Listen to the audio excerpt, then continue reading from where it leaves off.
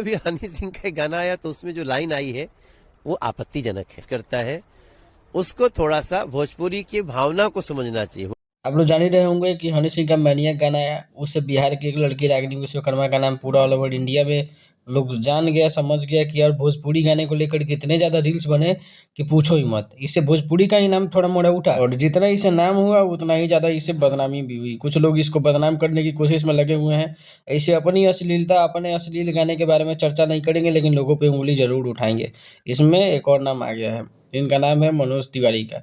इन्होंने भी नहीं छोड़ा, इन्होंने भी अपना नाम इसमें डाल उसके ही अंदर अभी दिया। भी गाँव की खुशबू है उसकी आवाज़ में, तो जो मुझे पसंद आई थी और जो फाइनली ब्लेंड करी और लोग पसंद कर रहे हैं इस गाने को। इन सब चीज़ों से जानते हो परेशानी क्या हो सकती है? इन सब चीज़ों से परेशानी ये होगी कि जब भी कोई इंडिया लेवल का या ग्लोबल लेवल का सिंगर, एक्टर भोजपुरी फ़िल्मों को या भोजपुरी गाने को लेने की कोशिश करेगा, उनको ऊपर उठाने की कोशिश करेगा, तब ये लोग की जो नौटंकी चल रही है, इससे वो लोग पीछे हट जाएँगे। कभी कोशिश ही नहीं करेंगे किसी को रोड से उठाने का, चाहे भोजपुरी को अपने गाने में यूज़ करने का, चाहे भोजपुरी को भी इंडिया लेवल पे एक पहचान मिले और ज़्यादा नाम हो।